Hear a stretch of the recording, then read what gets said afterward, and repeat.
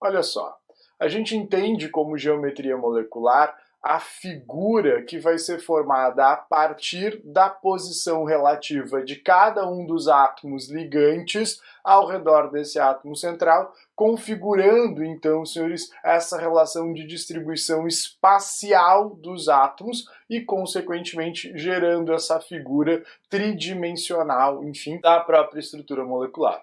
Então, assim, bonitos e bonitas, a geometria molecular vai ser determinada aqui pela própria posição relativa dos átomos ligantes em relação a esse átomo central, estabelecendo então esse arranjo tridimensional que a gente vai aqui, senhores, identificar como sendo a forma, enfim, de cada uma dessas moléculas. Então, bonitos e bonitas, quando a gente constrói a ideia de quais são as possíveis geometrias aqui, a gente vai retomar aqui, senhores, uma ideia que vocês têm lá desde a infância, né? Tiveram infância normal. Lembra daquele joguinho de ligar os pontinhos para criar uma determinada imagem? É mais ou menos isso que a gente vai construir aqui, senhores, para estabelecer as principais geometrias moleculares. Por quê? Porque a gente vai pensar na posição de cada um desses átomos e literalmente vai juntar essas espécies, vai juntar esses átomos por retas, por linhas aqui, e a associação dessas linhas gera uma determinada figura no espaço. Essa figura tridimensional que a gente vai associar, vai relacionar com a própria geometria da espécie química. Como assim, bonitos? Imagina o seguinte, olha só, se eu tenho uma molécula aqui com uma molécula de metano, essa molécula de metano tem lá o átomo central sendo o carbono e 4 átomos de hidrogênio que vão estar distribuídos espacialmente em função, como a gente vai observar, das forças de repulsão entre os pares eletrônicos ao redor do átomo central. Então, cada átomo de hidrogênio se posiciona espacialmente aqui em relação aos outros e ao próprio átomo central de carbono. Consequentemente, tu vai ter um arranjo tridimensional.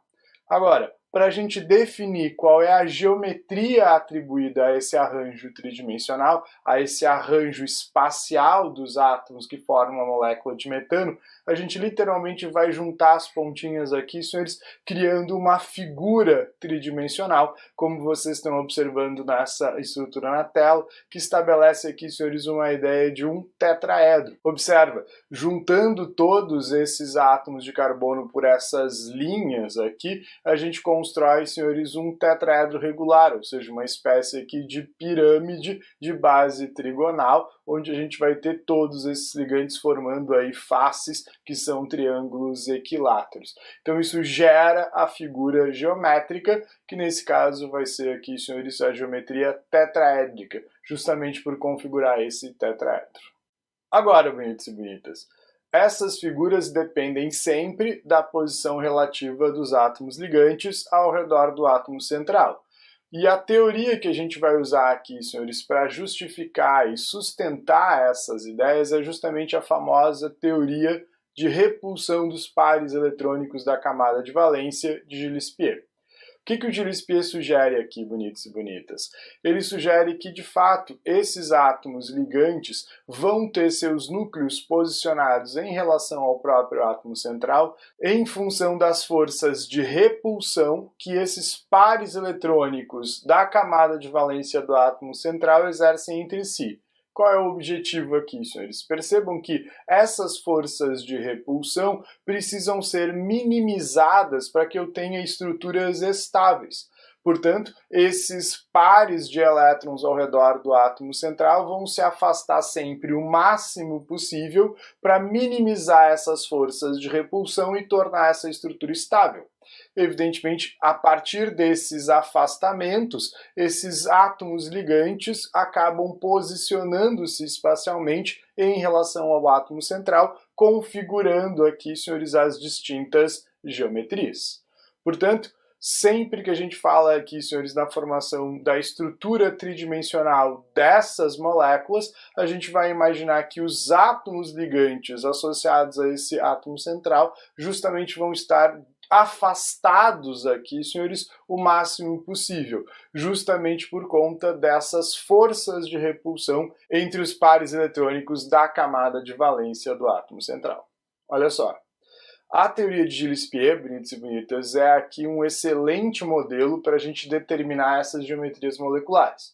Ele não é, obviamente, perfeito, justo porque ele está levando em consideração apenas as forças de repulsão entre os pares eletrônicos da camada de valência. Agora, existem outras forças atuando aqui, senhores, nesse sistema?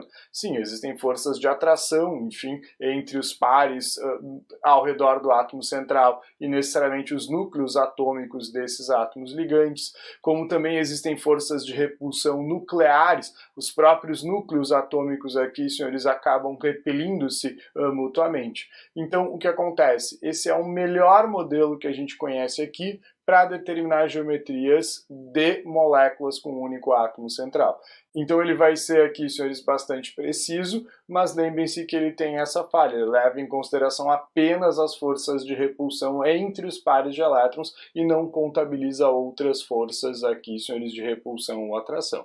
Mas enfim, ele funciona bastante bem e é aqui, senhores, a referência teórica para esses estudos. Agora, bonitos e bonitas, percebam que a premissa para o entendimento da formação das estruturas moleculares é justamente que esses pares de elétrons ao redor do átomo central estejam aqui o mais afastado possível uns dos outros, justamente para minimizar essas forças de repulsão entre essas espécies, entre, enfim, esses pares eletrônicos e tornar a molécula estável.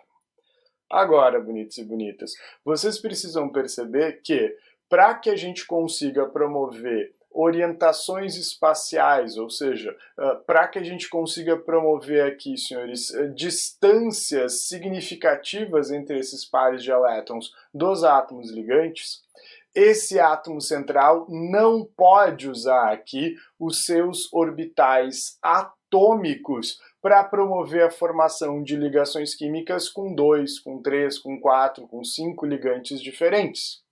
Se ele usar apenas os seus orbitais atômicos para estabelecer ligações químicas com outros átomos, evidentemente esse átomo central vai conseguir afastar aqui, senhores, esses pares de elétrons apenas de 90 graus no máximo, em função da própria relação, senhores, de posição, por exemplo, dos orbitais p.